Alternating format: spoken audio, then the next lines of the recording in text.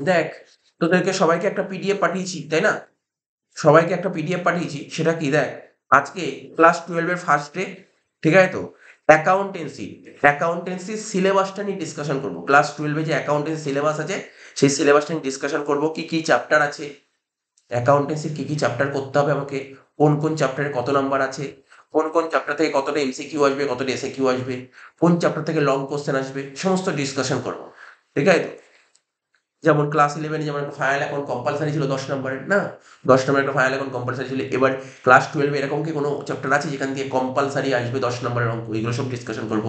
ক নম্বরে কটা কোয়েশ্চেন অ্যাটেন্ড করতে হয়, 4 নম্বরে কটা কোয়েশ্চেন অ্যাটেন্ড করতে হয়, সমস্ত ডিসকাশন করব। ঠিক আছে তো? ভালো করে এটা জেনে রাখা জরুরি। পড়া শুরু করার আগে অ্যাকাউন্টেন্সির এইটা জেনে রাখা খুব জরুরি। তো দেখতে পাচ্ছিস ভালো করে বুঝিয়ে দিচ্ছি। তোদের যে ক্লাস 12 এর যে অ্যাকাউন্টেন্সি আছে এটা দুটো পার্টে বিভক্ত। দুটো পার্ট। কি বললাম? দুটো পার্টে বিভক্ত। দেখ, একটা পার্ট এ, ঠিক আছে? আর একটা কি বললাম? Part B. কি বললাম? একটা পার্ট এ আর একটা পার্ট বি। পার্ট এ থেকে কত নাম্বার আসবে? 60 মার্কস আসবে পার্ট এ থেকে। পার্ট এ থেকে আসবে 60 মার্কস, আর পার্ট বি থেকে আসবে কত? 20 মার্কস। তাহলে কত হলো? 80 মার্কস হয়ে গেল। তাহলে বাকি রইল কত মার্কস? আর 20 মার্কস কি থাকবে? প্রজেক্ট। প্রজেক্ট থাকবে 20 মার্কস। নিচে লিখেছি প্রজেক্ট ওয়ার্কে থাকবে কত? 20 মার্কস। এবার প্রজেক্টের ভাগটা বলে দিচ্ছি। প্রজেক্টের 20 নম্বরের ভাগটা কেমন হয়? যে ফাইলটা করিস না তোরা, ফাইলটার জন্য 4 নাম্বার থাকে। ফাইলের ভিতর যে প্রজেক্টে যে লিখিস তোরা, লেখার জন্য 12 নাম্বার থাকে।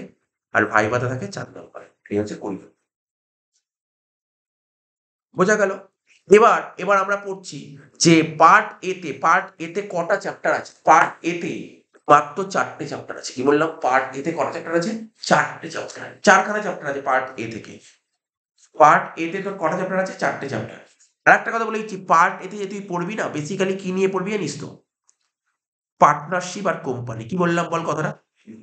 পার্ট এ তে যে পড়বি পার্টনারশিপ অ্যান্ড কোম্পানি। আর কিছু পড়তে হবে না। পার্ট এ থেকে পড়তে হবে তোকে পার্টনারশিপ আর কোম্পানি। তোরা দেখতে পাচ্ছিস এই যে 1 আর 2, দেখ ইউনিট 1 আর 2, ইউনিট 1 আর 2 হচ্ছে পার্টনারশিপ, লেখাই আছে। আমি পরে বলবো, ডিটেইলসে বলছি। আর ইউনিট 3 আর 4 কোম্পানি। ঠিক আছে?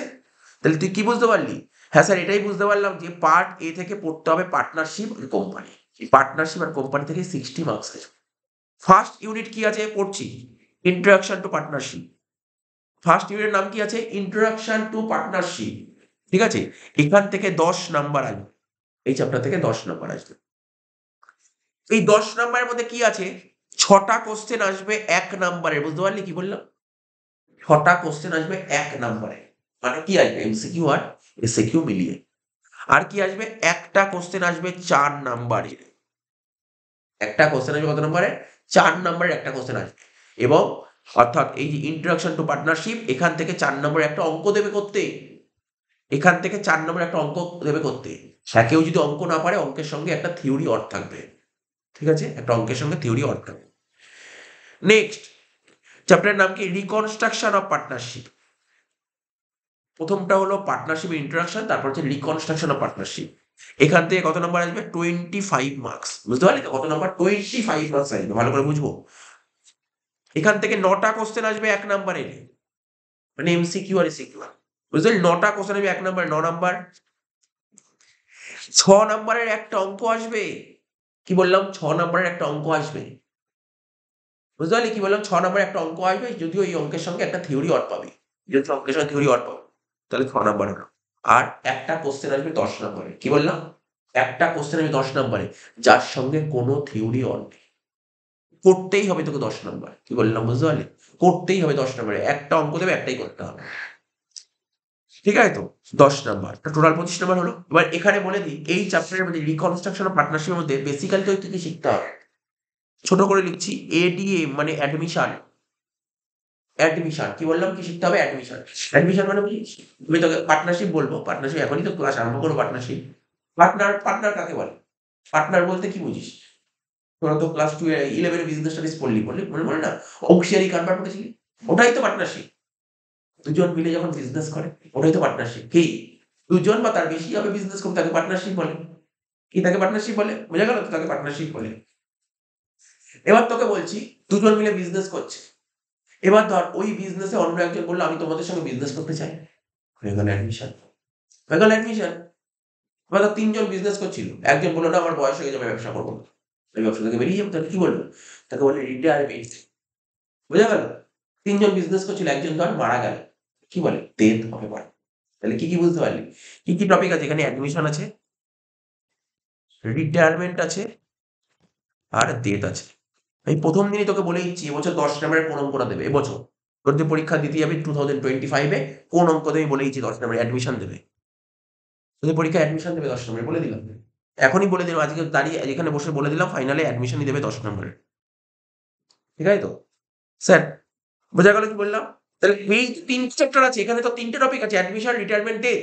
তাহলে 10 নম্বরের জন্য চলে আসলো অ্যাডমিশন। স্যার 6 নম্বরের অঙ্ক তো করতে হবে চ্যাপ্টার, তাহলে কি আসবে? অ্যাডমিশন তো আর আসবে না 6 নম্বরে, 10 নম্বর যে অ্যাডমিশন চলে আসে। 6 নম্বরে কি আসবে? হয় রিটায়ারমেন্ট আসবে, নাই ডেথ আসবে। হয় রিটায়ারমেন্ট নাই ডেথ। ঠিক আছে? হয় রিটায়ারমেন্ট নাই ডেথ। আসার চান্স হচ্ছে এরকম চান্স, 80% আসার চান্স রিটায়ারমেন্ট, 20% আসার চান্স ডেথ। প্রথম দিনই বলে দিলাম। প্রথম দিনই বলে দিলাম। তাহলে বুঝতে পারলি পুরো টপিকটা কিন্তু বলে দিলাম। কি আসবে সাজেশনও বলে দিলাম তোকে। এখন তোকে সাজেশনও বলে দিলাম কি করতে হবে পরীক্ষায়। Next 3 number accounting for share capital. এখান থেকে কত নম্বর আছে দেখ? 20 নম্বর আছে, 20 নম্বর। 10 টা কোয়েশ্চেন আসবে 1 নম্বরে। বুঝতে পারছিস শর্ট কোয়েশ্চেন কত আসবে? 10 টা কোয়েশ্চেন আসবে 1 নম্বরে। 10 নাম্বার। 4 নাম্বারের একটা অঙ্ক আসবে। কি বললাম? 4 নম্বরে একটা ছোট্ট একটা অঙ্ক দেবে করতে এই শেয়ার থেকে। শেয়ার চ্যাপ্টার থেকে দেবে 4 নম্বরে একটা অঙ্ক করতে দেবে, যে অঙ্কের সঙ্গে থিওরি অর্থাৎ। হয়ে গেল? এবার 6 নাম্বারে এই শেয়ার চ্যাপ্টার থেকে একটা 6 নম্বরের একটা অঙ্ক দেবে, যে অঙ্কের সঙ্গে একটা থিওরি অর্থ থাকবে। তাহলে বুঝতে পারছিস তো কি হচ্ছে? Next chapter part A accounting for debenture. Debenture বলে একটা চ্যাপ্টার আছে, এই চ্যাপ্টার থেকে কত নম্বর আসবে? 5 নাম্বার আসবে। কত নাম্বার? 5 নাম্বার আসবে। একটা কোশ্চেন আসবে 1 নাম্বার, মানে একটাই এমসিকিউ আসবে এই চ্যাপ্টারতে। কোনো এসিকিউ আসবে না, একটাই এমসিকিউ আসবে। ঠিক আছে? একটাই এমসিকিউ আসবে 1 নাম্বারে। হয়ে গেল। আর 4 নম্বরের একটা অঙ্ক আসবে ডিবেঞ্চার চ্যাপ্টার থেকে। কি বললাম? 4 নম্বরে একটাই অঙ্ক আসবে। স্যার থিওরি অর দেবে না? না। ডিবেঞ্চারের সঙ্গে কোনো থিওরি অর নেই। ডিবেঞ্চারের সঙ্গে কোনো থিওরি অর নেই। তাহলে এখনো পর্যন্ত তুই পার্ট এ থেকে তোর যদি মনে হয় আমি সব থিওরি লিখবো, যদি মনে হয় সব থিওরি লিখবো, তাহলে তোকে 14 নম্বর অঙ্ক করতেই হবে। বুঝতে পারলি কি বললাম? আমি আবার বলছি, তোর যদি মনে হয় পার্ট এ তে 60 নাম্বার আছে, না স্যার আমি অঙ্ক করব না, আমি সব থিওরি করতে চাই। তুই কত নাম্বার থিওরি করতে পারবি? কত নাম্বার থিওরি করতে পারবি? তাহলে তুই ভাব 60 নাম্বারের মধ্যে 14 নম্বর বাদ দিয়ে 14 নম্বর তো অঙ্ক করতেই হবে কম্পালসারি। কি বুঝলাম? বুঝতে পারলি তো? 10 নম্বরের একটা অঙ্ক আর 4 নম্বরের একটা অঙ্ক কম্পালসারি। এই পুরো 80 নাম্বার পেপারে 14 নম্বর অঙ্ক করতেই হয়। তুই যদি সব থিওরি করিস। কি বললাম বুঝতে পারলি? কি বললাম বুঝতে পারলি? তোর যদি মনে হয় যে না আমি অঙ্ক করব না, আমি থিওরিটাই খুব স্ট্রং, থিওরিটা ভালো করে করব। তাহলে তুই কত নাম্বার অঙ্ক করতেই হবে সেক্ষেত্রে? 14 নম্বর। 14 নম্বর অঙ্ক করতেই হবে। বুঝতে পারলি তো? তাহলে তুই মিনিমাম কত নম্বর অঙ্ক করতেই হবে তোকে? 14 নম্বর পেপারে। তাহলে মোটামুটি বোঝা গেল পার্ট এটা। পার্ট বি টা বলছি। পার্ট বি তে কি আছে? Financial statement analysis, FSA.